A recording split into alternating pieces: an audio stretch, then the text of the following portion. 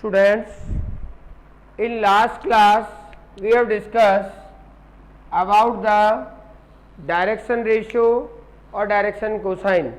On behalf of 11.1 exercise that I have given to you, you should solve in your notebook and hope that all students is to be cooperating and doing their work properly in their assessment notebook.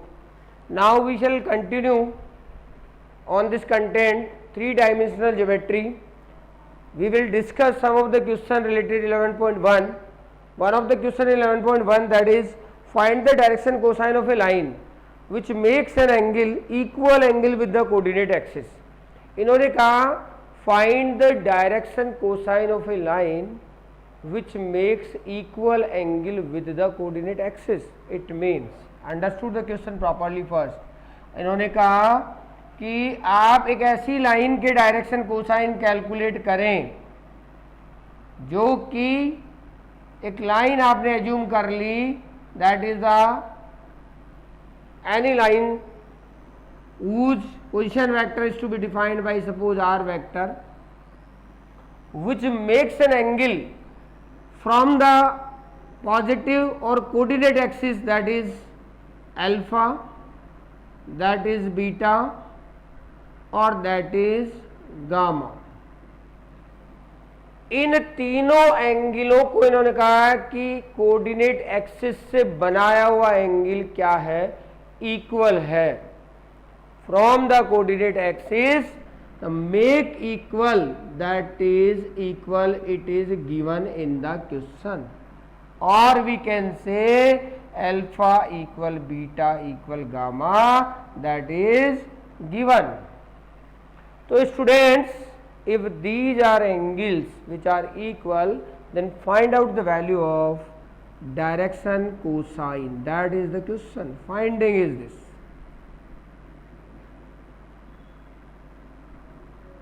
Right है? तो अब कैसे calculate करें? One of the identity that we have discussed in earlier classes, that is L square plus M square plus N square equal 1. Or according to this question, that is given alpha equal beta equal gamma, or we can say if these are equal, then cos alpha equal cos beta equal cos gamma. Right है कि alpha beta gamma क्या है, equal inclination angle है, तो फिर cos alpha cos beta cos gamma क्या होंगे, same होंगे. In this identity we will place here first cos square alpha plus cos square beta plus cos square gamma equal 1, and all are equal, then other two function will be replaced by any one. और अब क्या लिख सकते हैं, अब लिख सकते हैं cos square alpha plus cos square alpha plus cos square alpha equal 1. Can we write? क्या हो गया, cos square alpha plus cos square alpha plus cos square alpha equal 1, or we can say 3 cos square alpha equal 1, or cos square alpha equal 1 upon 3, or we can say cos equal 1 upon root 3 plus minus. So this is the cos alpha. Again cos beta is same and cos gamma is also same because alpha beta gamma are same. तो हमें क्या निकालने थे, direction cosine. Whenever the equal inclination with the coordinate axis of this line makes, then these are the direction cosine of this line.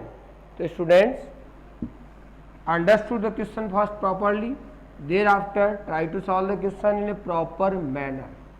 Now come on question, next question. There is direction ratio are given -18, 12, -4.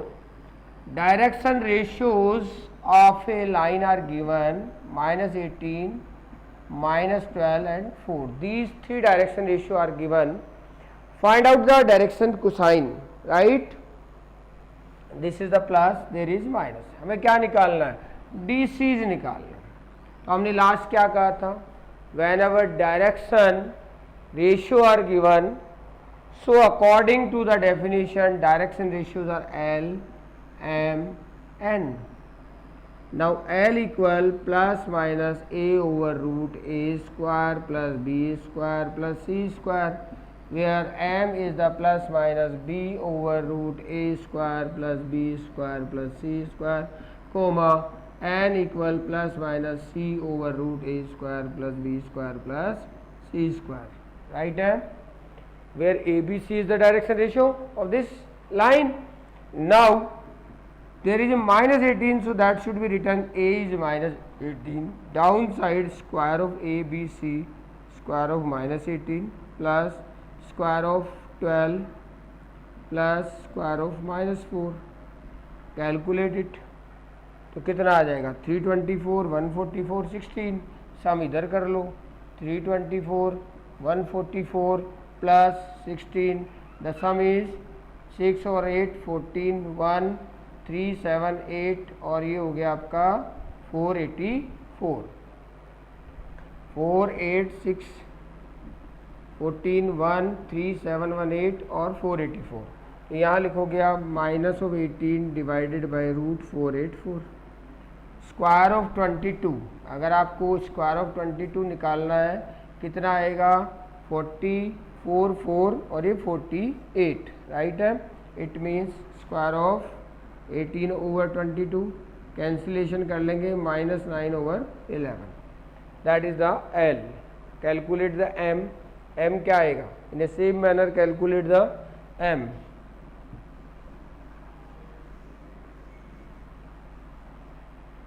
M calculate करेंगे क्या आएगा? M के लिए आपके पास में 12 over 22 निकाला आपने, calculate कर लेंगे 6 over 11. This is the M. Again n calculate करेंगे तो माइनस 4 ओवर 22 2 11 तो माइनस 2 ओवर 11. तो LMN आपने कैलकुलेट कर लिए. All 3 values are like that accordingly given an answer of this question. तो students, do proper, read the question properly and try to solve in a proper manner. Next question, what is given there? One of the question is there, show that the points are collinear. तो collinearity की condition भी अभी हम discuss कर लेते हैं.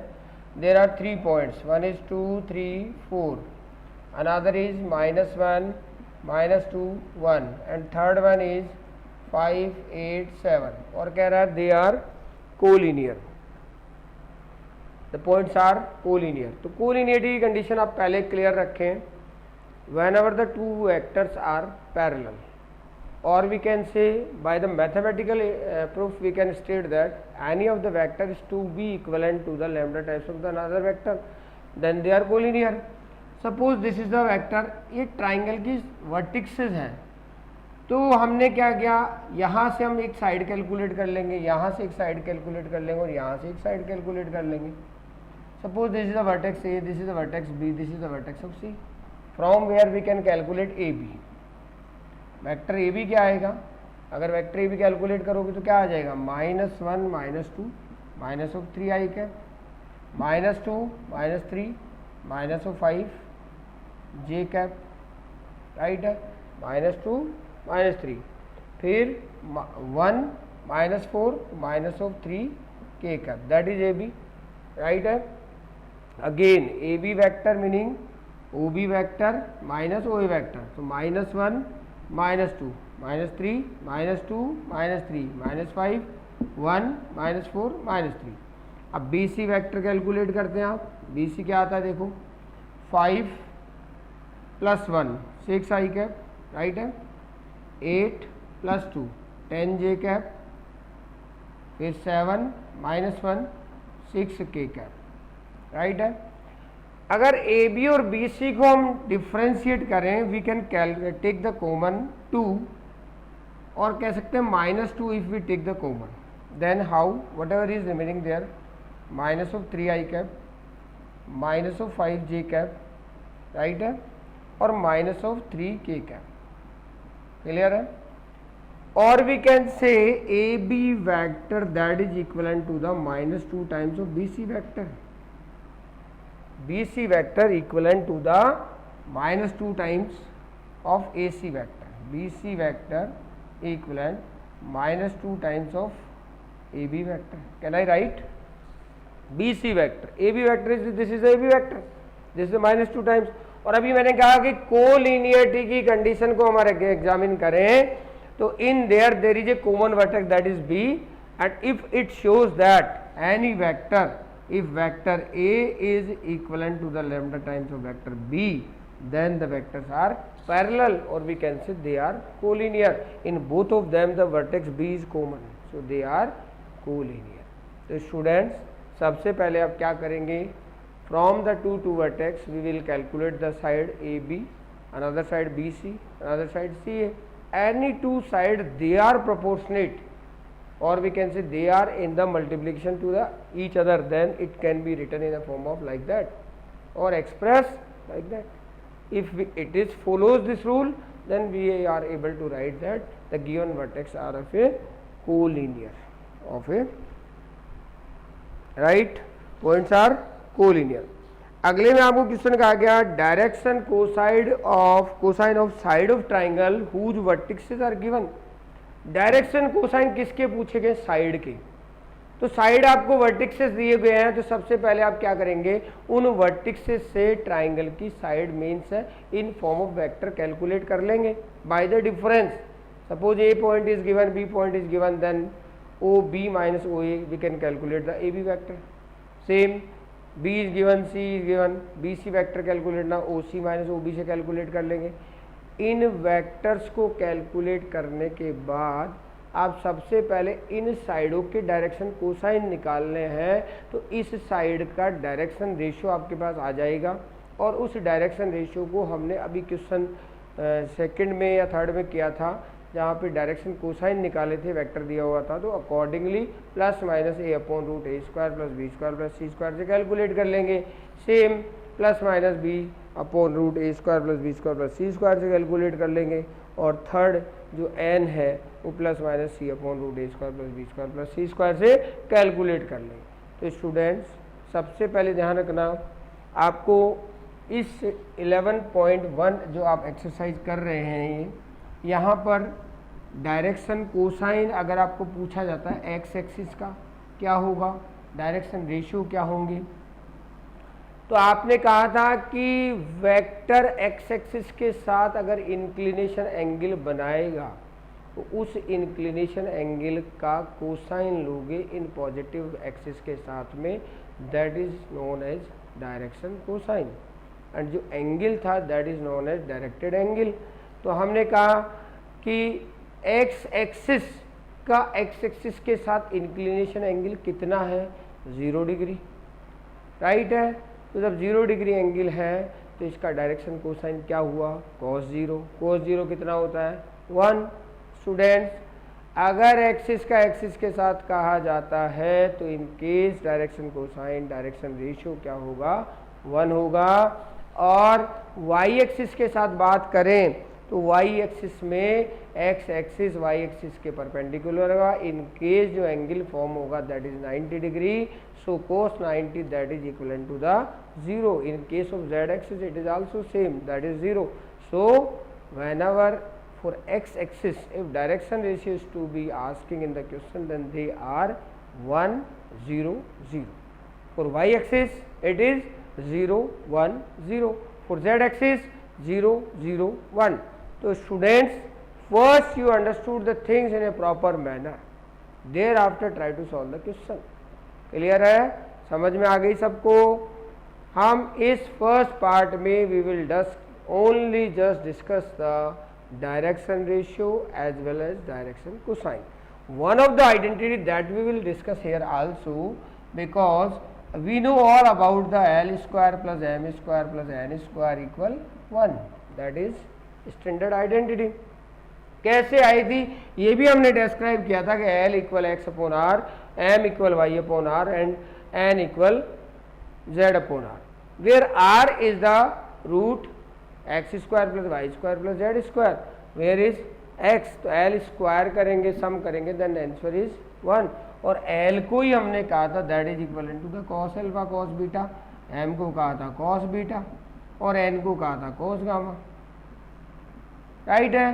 तो यहाँ रिजल्ट क्या आ गया था अपने पास, cos square alpha plus cos square beta plus cos square gamma. equal 1.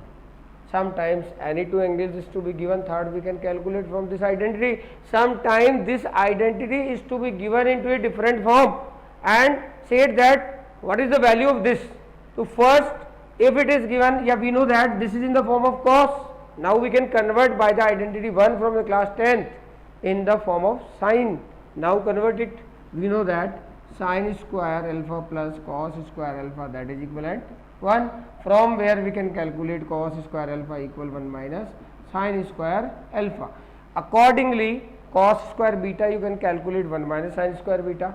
Similarly you can calculate cos square gamma, which is equivalent to the 1 minus sine square gamma. All three values is to be substituted here and calculate the different identity. Now place here 1 minus sine square alpha plus 1 minus sine square beta plus 1 minus sine square gamma equal 1. Now 3 minus bracket sine square alpha plus sine square beta plus sine square gamma equal 1. Now this complete bracket is to be transposed in the right side and this 1 is to be taken into the left side. According 3 minus 1 equal sine square alpha plus sine square beta plus sine square gamma. Now the result is result क्या आ गया, sin square alpha plus sin square beta plus sin square gamma equal to sin square alpha plus sin square beta plus sin square gamma equal to. This is another standard identity if it is to be asked in the question. तो students हमने calculate किए cos square alpha plus cos square beta plus cos square gamma से इस identity को, इस standard result को भी आपको ध्यान रखना है और वो जो आइडेंटिटी थी वो भी आपको याद रखनी है. तो again I will say this is the topic of 3-dimensional geometry in which we should follow the theoretical part. So I suggest to all of the students, you just go through with your textbook NCERT, each and every line you should be read carefully, because whenever the things in front of us is to become in our exam, that time we feel that this thing is to be not having I read. Reason is only that because we are doing the problems, we are doing the work, but we don't studied the theoretical part whatever is to be given in our textbook. So again advice to all of you, go through with your NCERT textbook, because it is mandatory to all. We just read with a proper concentration. Or from this last year you all know about that there are 20 MCQ questions. So these MCQ is to be completely based on this theoretical part. Whoever is to be perfect on this theory, then exactly he will be apply the that concept and given the proper answer. Rest of them are in the doubt.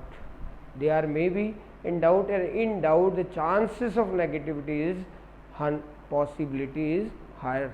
So again I will say, with book you study, thereafter solve each and every example, thereafter start exercise in your notebook. Do proper.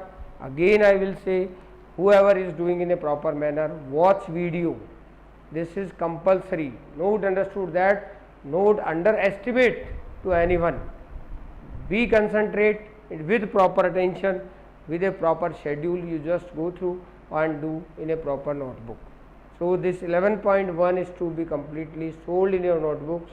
Thereafter we will go through with the 11.2. In our next video we will discuss before some of the questions. Later on we go through the next video. Again thank you very much to all of you for your kind cooperation.